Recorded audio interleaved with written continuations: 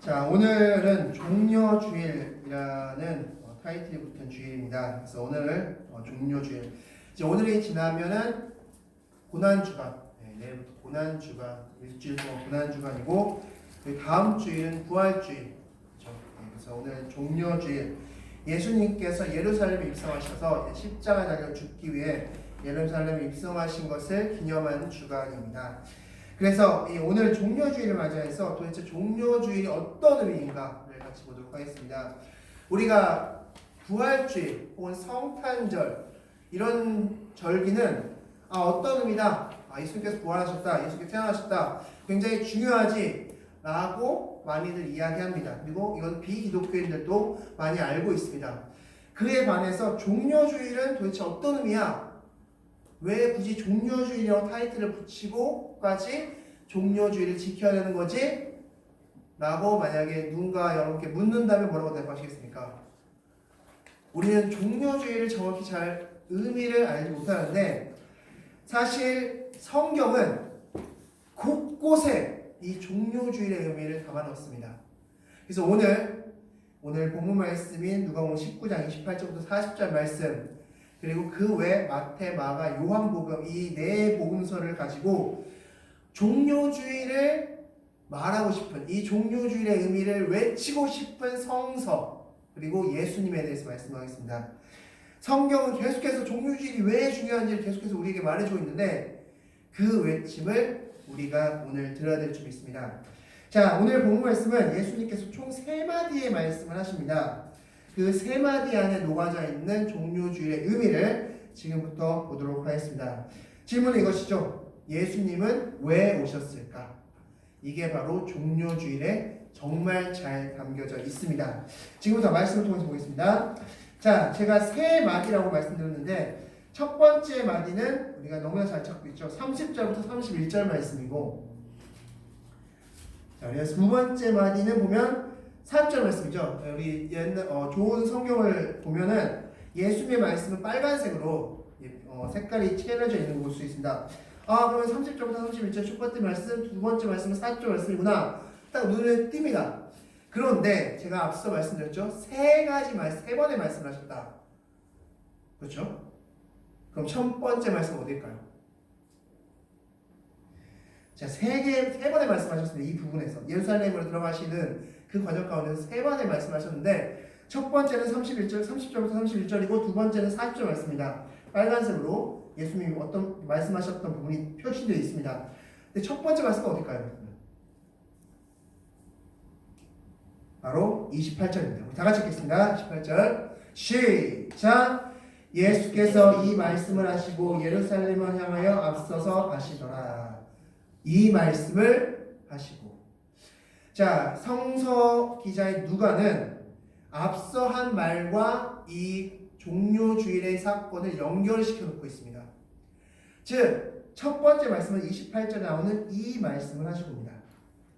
즉, 앞서 말씀했던 11절부터 27절의 말씀이 예수님의 첫 번째 메시지인 것입니다. 자, 이 첫 번째 메시지가 무엇이냐 봤더니만 열무나 비유입니다. 열무나 비유. 이 열무나 비유는 성경에 있는 많은 비유 중에서 참 어려운 비유에 속합니다. 자, 그래서 이 열무나 비유 사실 이게 거의 1시간짜리 거의 설명인데, 정말 간략하게 이 열무나 비유가 어떤 의미인지를 보도록 하겠습니다. 우리 19장 11절 말씀부터 한번 보겠습니다. 19장 11절 다 같이 읽겠습니다. 시작. 그들이 이 말씀을 듣고 있을 때 비유를 더하여 말씀하시니, 이는 자기가 예루살렘에 가까이 오셨고 그들은 하나님의 나라가 당장에 나타날 줄로 생각함이더라. 아멘. 이 열무나 비유를 하신 목적이 나와 있는데 뭐라고 적고 있습니까? 첫 번째는 예수님이 예루살렘에 가까이 오셨고, 두 번째는 하나님의 나라가 당장에 나타날 줄로 알았기 때문에 이 말씀을 하셨다라고 말씀하고 있습니다.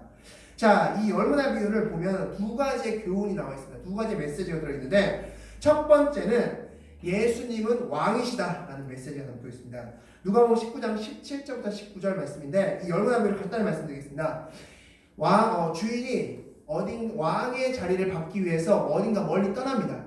멀리 떠나기 전에 10명의 종을 모읍니다. 그리고 10명의 종에게 각각 한 문화씩을 나눠줍니다. 이 한 문화라고 했을 때 한 문화는 100데나리온을 의미합니다. 이 100데나리온, 1데나리온이 혹시 기억나십니까? 1데나리온의 의미? 1데나리온은 하루 품삯입니다. 하루 동안 일했을 때 받을 수 있는 품삯. 그럼 100데나리온은 100일 동안 일했을 때 받는 품삯이 바로 100데나리온인 것이죠. 그게 그리고 100데나리온은 이코르 1문화인 것입니다. 자, 이 1문화씩을 10명의 종들에게 나눠줍니다. 자, 그리고 나서 왕의 자리로 다시 왕의 그 권위를 받고 다시 돌아왔습니다. 주인이. 자, 그때 어떤 종은 이 1문화를 가지고 10문화로 만듭니다. 그 어떤 종은 1문화를 가지고 5문화를 만들었습니다. 또 어떤 종은 1문화를 보자기에 잘 쌓아서 감춰두었습니다. 자, 이때 이렇게 말씀하십니다. 10문화를 만든 종과 5문화를 만든 종에게는 너희들은 10고를 받고 5고를 받을지어다 라고 말하고, 한 문화, 종이에 감춰두었던 한 문화를 받은 종에게는 저 종의 한 문화를 뺏어서 10문화를 받은 종에게 줘라 라고 말하고 있습니다. 어찌 보면 달란트 비유랑 좀 유사합니다. 느낌이. 어쨌든 근데 중요한 건 뭐냐면 여기서 10문화, 5문화를 받은 종, 불린 그 종들에게 뭐라고 말하고 있습니까? 너희는 10고를 다스리고 5고를 다스리라. 달란트 비유랑 좀 다르죠. 즉 고를 이야기하고 있답니다. 고는 마을이죠. 자, 이 말은 무슨 뜻이냐면 나는 10고를 5고를 종들에게 막 나눠줄 수 있을 정도의 이 세상을 가진 왕이다 라는 의미를 담고 있습니다. 10문화 비유의 첫 번째 교훈, 첫 번째 메시지는 나는 이 세상의 왕이다. 10고를 5고를 막막 띄워줄 수 있을 정도의 이 세상 왕이다 라는 걸 말해주고 있고, 두 번째는 14절과 27절 말씀 보면은 이 10문화 비유의 특이점이 있습니다. 이 주인이 왕을 권위를 받기 위해서 다시 어느 먼 길을 갔을 때 이 주인이 왕의 권위를 받는 것을 싫어하는 사람이 있었습니다.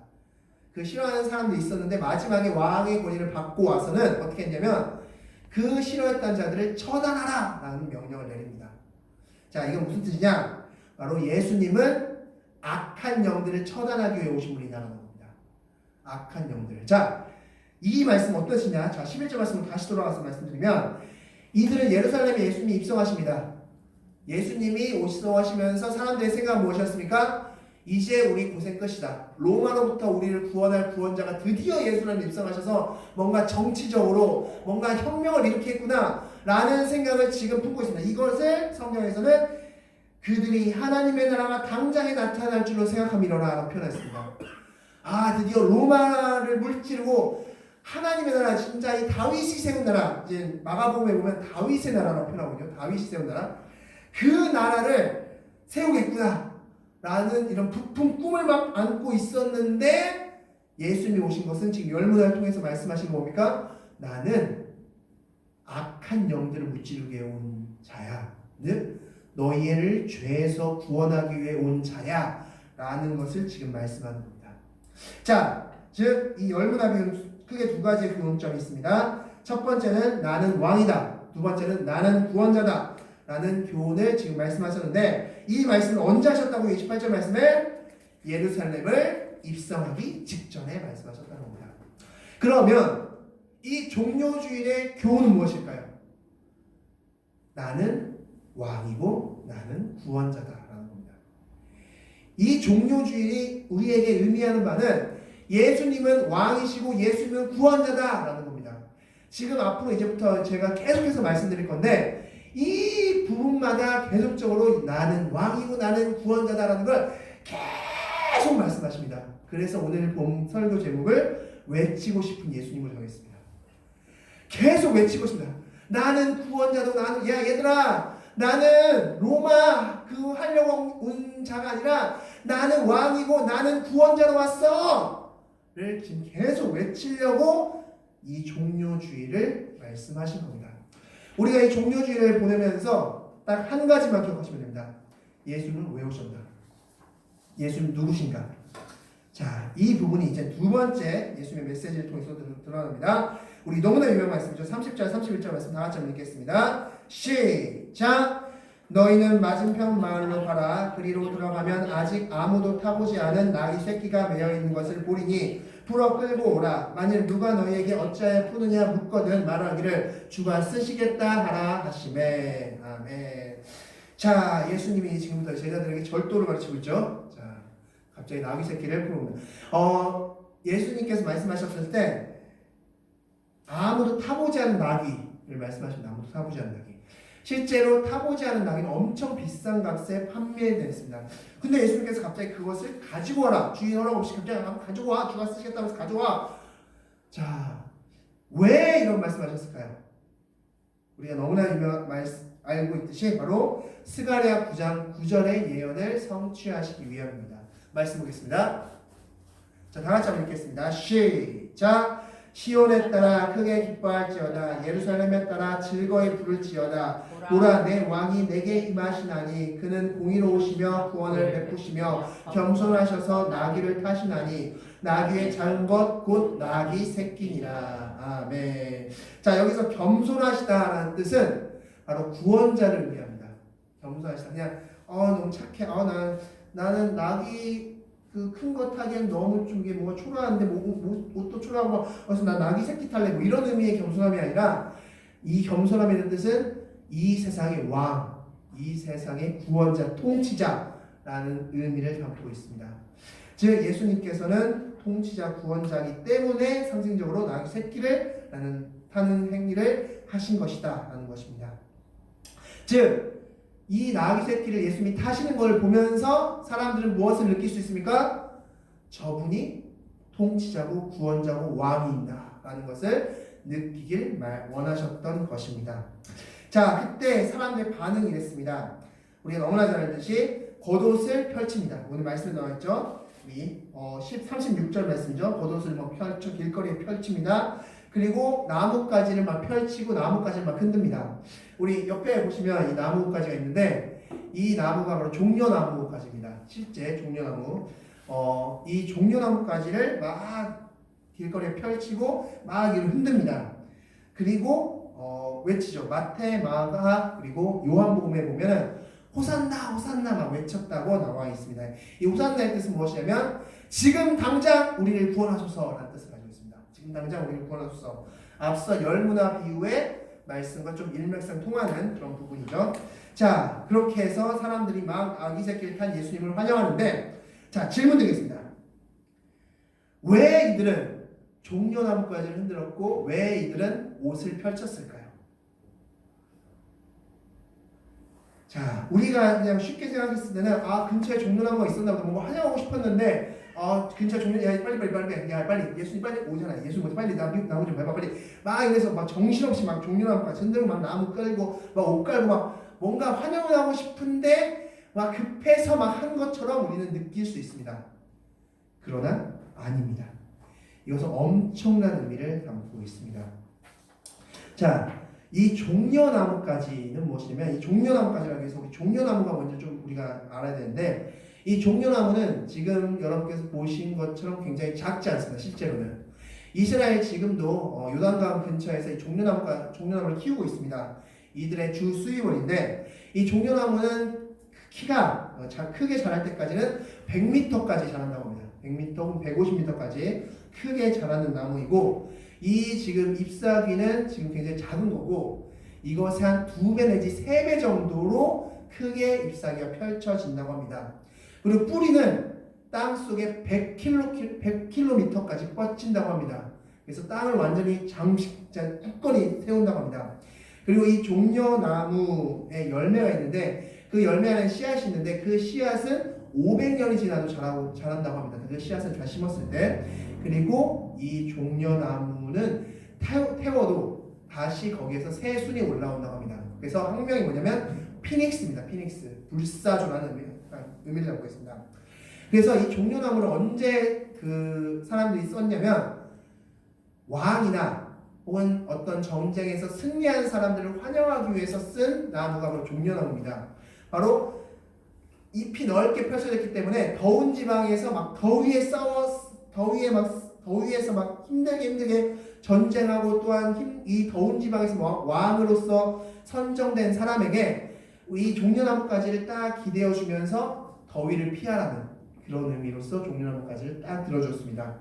또한 이 뿌리가 깊게 박혀 있다고 말씀드렸죠. 그것처럼 우리나라를 굳건하게 지켜주시고 그리고 당신도 굳건하게 서십시오라는 의미를 담고 있고, 또한 이 종려나무가 학명이 피닉스라고 말씀드렸죠. 그래서 당신은 영원하다, 당신의 이 승리와 이 나라는 영원하다라는 것을 의미한 나무가 바로 종려나무였습니다. 그래서 이들이 예수님이 오셨을 때 종려나무까지를 흔든 것은 급하게 막 베어서 막 야 정신없어, 야 나무 없냐 뭐 환영할 거 없냐 해서 막 정신없이 막 종려나무를 벤 게 아니라 예수님이 승리자다, 예수님이 왕이다, 예수님이 로마를 승리할 인물이다라는 그런 의미를 잔뜩 담아서 종려나무를 흔든 것입니다. 즉 예수님은 이 세상의 왕으로 오셨음이 지금 이 말씀에서 드러나고 있고, 지금 성경 기자는 우리에게 예수님이 왕으로 오셨음을 말씀해 주고 있는 것입니다. 자, 말씀을 한 구절 좀 보겠습니다. 자, 문제를 하나 준비했습니다. 자, 말씀 마가복음 11장 9절 말씀 다 같이 한번 읽겠습니다. 시작! 앞에서 가고 뒤에서 따르는 자들이 소리 지르되 호산나 찬송하리로다 주의 이름으로 오시는 이여. 자, 이 말씀을 읽고 어떤 게 느껴지십니까?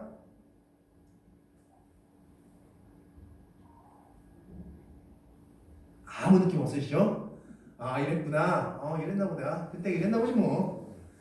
자, 그런데 이 말씀을 이스라엘인들이 읽었을 때는 어땠을까요? 유대인들이 읽을 때는. 또한 로마인들이 읽을 때는 어떨까요? 굉장한 말씀입니다. 엄청난 말씀입니다. 사실 이 말씀이. 자, 왜냐하면 지금부터 말씀드리겠습니다. 로마는 우리 예전에 카퍼레이드라는 거 혹시 기억하시나요? 혹시 국제적으로 승리하고 돌아온 운동선수를 차에 태워서 서울 시내 한 바퀴를 도는 카퍼레이드. 그 카퍼레이드 할 때 그 옥상에 올라간 사람들이 무엇을 뿌렸습니까? 바로 꽃가루로 불리는 오색 종이를 뿌렸습니다. 오색 종이 막 뿌렸죠. 왜 오색 종이를 뿌렸을까요?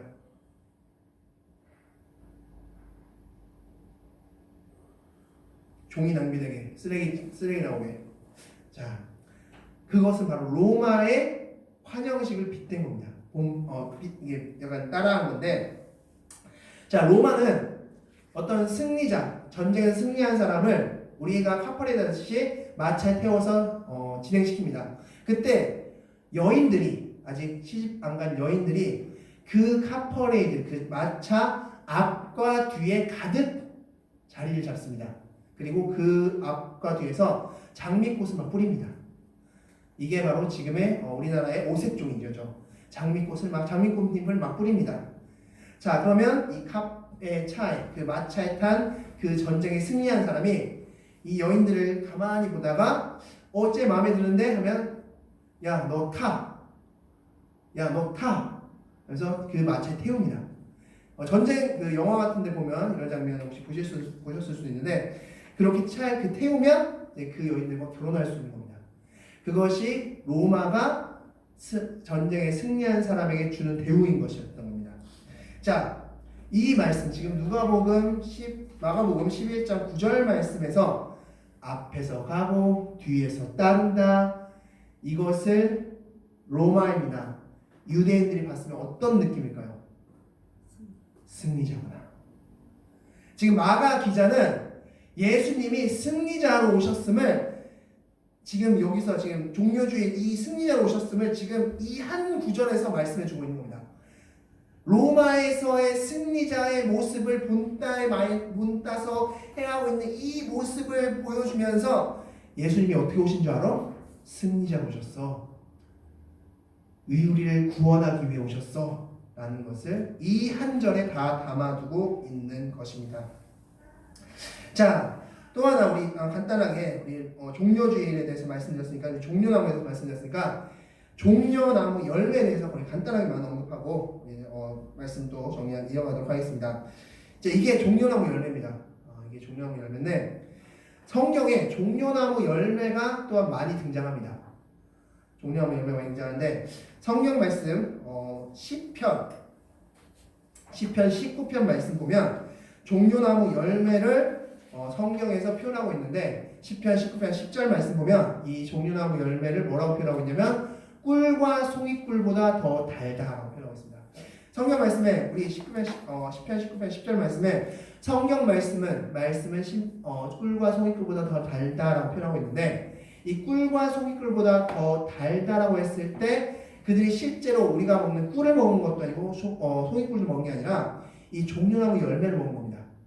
종려나무 열매가 꿀과 송이꿀처럼 정말 달고 시원합니다. 그래서 이 종려나무 열매를 먹은 그 사람들이 이제 성경 말씀 시편 19편 10절 말씀을 딱 읽었을 때 어떤 느낌일까요?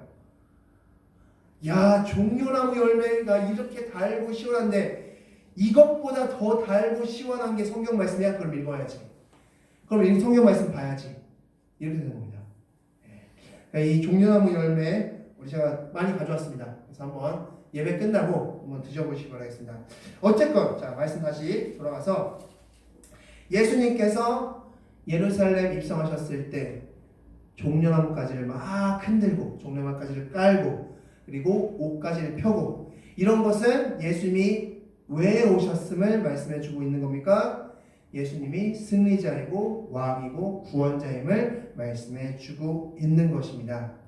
자나 다른 것이 있다면 승리자, 나라의 우리 승리했던 전쟁에 승리했던 사람이나 왕들이 취임했던 것과 다른 그림이 하나 있다면 바로 예수님은 어린 나귀 새끼를 타고 오셨던 것이고 그 어린 나귀 새끼를 탄 이유는 바로 스가랴 9장 9절 말씀을 성취하시기 위해다. 나는 그냥 승리자가 아니라 죄로부터의 승리, 죄로부터 너희를 구원하기 위해 온 자라는 것을 메시지로 주고 싶으셔서 어린 나귀 새끼를 제자들에게 가져오게 하셔서 어린 나귀 새끼를 타셨다는 겁니다. 자, 두 번째 예수님의 말씀 30절 31절 말씀을 통해서 우리가 두 번째로 볼 수 있는 것은 무엇입니까? 예수님은 승리자이고 구원자다라는 것을 메시지로 담고 있는 것입니다.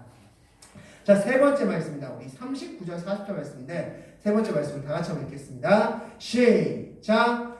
무리 중 어떤 바리새인들이 말하되 선생이여 당신의 제자들을 책망하소서 하거늘 대답하여 이르시되 내가 너희에게 말하노니 만일 이 사람들이 침묵하면 돌들이 소리 지르리라 하시니라. 아멘.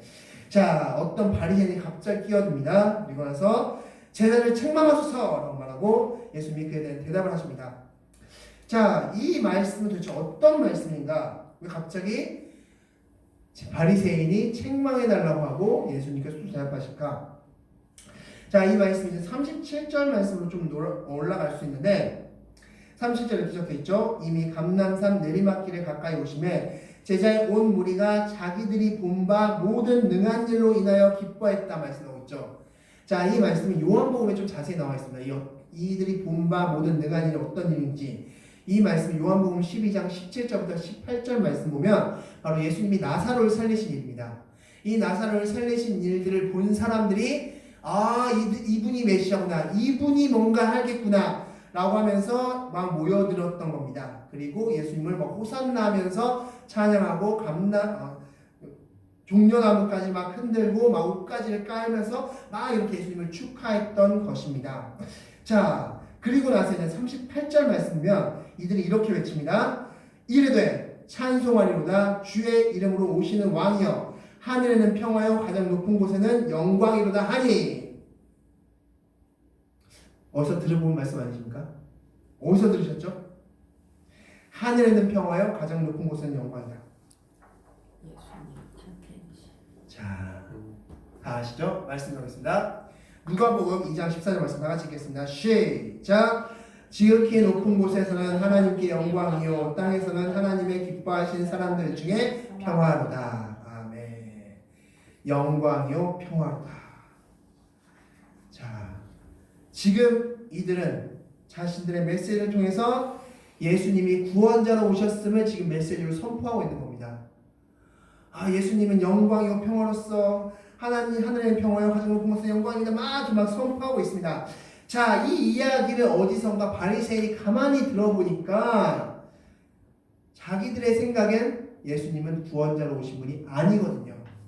왜 그렇죠? 예수님은 자신들이 봤을 때 뭔가 율법을 완벽하게 지키면 그런 자가 아니었고 그냥 초라한 그냥 목수에 불과했습니다. 목수의 한 사람에 불과했던 겁니다. 그리고 뭔가 로마의 뭔가 반역을 일으키고 자기들의 일을 괴롭히는 그런 존재에 불과했던 것이지 이들이 말하는 메시아, 이들이 말하는 사람같이 지금 이 군중들이 외치고 있는, 물론 군중들이 정말 의미를 알고 외쳤는지 모르고 외쳤는지는 알 수는 없지만 이들이 외치고 있는 이 존재는 분명 아니라고 생각했던 겁니다. 그래서 예수님에게 지금 이렇게 얘기하는 거죠. 39절 말씀, 선생이여 당신의 제자들을 책망하소서 라고 말하고 있는 겁니다. 쉽게 말해볼까? 당신은 지금 이들이 외치고 있는 것과 같은 메시아가 아니야 라고 지금 이야기하고 있는 겁니다. 자, 이에 대한 대답은 40절 말씀이죠. 다시 한번 읽겠습니다. 시작. 대답하여 이르시되 내가 너희에게 말하노니 만일 이 사람들이 침묵하면 돌들이 소리 지르리라 하시니라. 무슨 말씀입니까? 맞아! 야, 나 메시아고 나 구원자야. 이들이 말하고 있는 하늘의 평화, 땅에는 영광, 이것이 이 메시지가 나를 향한 메시지가 맞아! 야, 이들이 외치지 않으면 돌들도 소리친다. 돌들이라도 소리칠 거다. 이 메시지 맞아. 정답이야. 라고 말씀하고 있는 것입니다. 나는 구원자고 나는 이 세상의 왕이다. 라고 말씀하는 겁니다. 자, 말씀을 이제 정리해서 다시 한번 설명드리도록 하겠습니다. 자, 오늘은 종료주일, 종려나무를 흔들어서 종료주일이라고 하는데 이 종료주일에 예수님의 세 번의 외침, 세 번의 메시지는 모두 한 방향으로 흐르고 있습니다. 첫 번째 28절 말씀의 열무나 비유, 열무나 비유의 의미가 무엇이었습니까? 나는 왕이고 나는 구원자다. 즉 그 주인, 왕권을 받으러 갔다가 다시 돌아온 그 주인이 바로 나다. 나는 왕이고 구원자다. 두 번째, 예수님이 제자들에게 나귀를 데리고 와라. 그리고 나서 나귀를 타셨다. 라는 것은 어떤 의미입니까? 나는 왕이고 나는 구원자다. 자, 종려나무까지 막 흔듭니다. 옷을 펴니다. 이런 것을 통해서 야, 왕들도 그러잖아. 승리자를 또 하던 행위를 지금 이들이 하고 있잖아. 왜? 나는 왕이니까 이런 대접받기에 충분해. 그런데 일반 왕들과 난 달라. 일반 승리자와 난 달라. 나는 나귀 타고 있잖아. 왜 나귀 타는 줄 알아? 스가랴 9장 9절에서 나귀 탄 자가 구원자라고 말했기 때문에 내가 구원자로 왔기 때문에 난 지금 나귀 타고 있어. 이렇게 얘기합니다. 나귀를 타신 예수님은 나는 왕이고 나는 구원자다 라고 말씀하고 있습니다. 세 번째, 바리새인들에게 말합니다. 야, 이들이 하늘엔 영광이요 땅엔 평화다 이 외침 안 하면 돌들이라고 외칠걸? 왠 줄 알아? 나는 이들의 외침대로 왕이고 구원자이기 때문이야 라고 말씀하는 겁니다. 그리고 나서 예루살렘에 입성하십니다. 종료주일의 의미가 무엇입니까?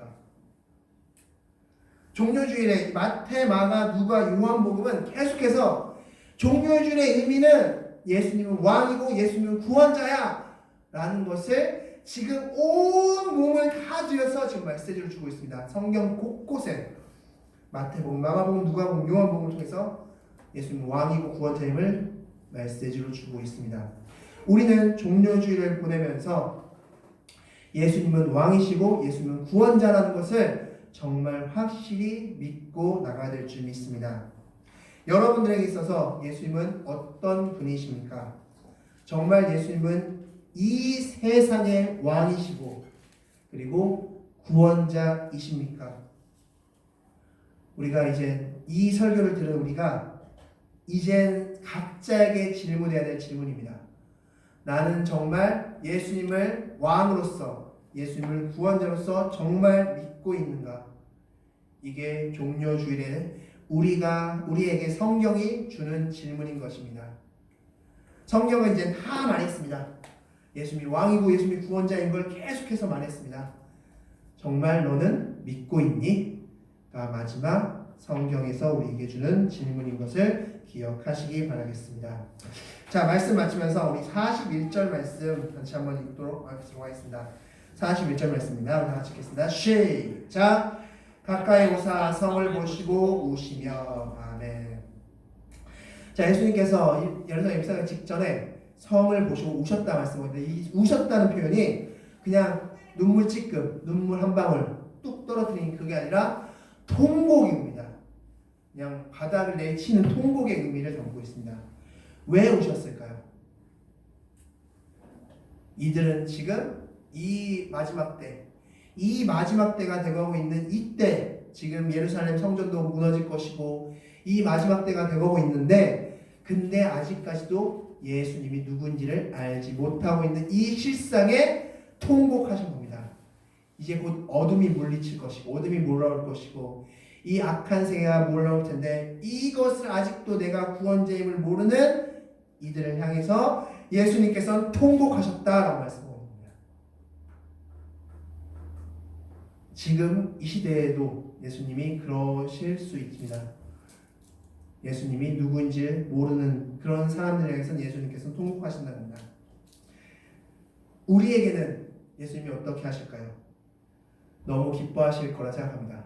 왜냐하면 우리는 예수님이 왕이고 예수님이 구원자임을 알고 있기 때문입니다.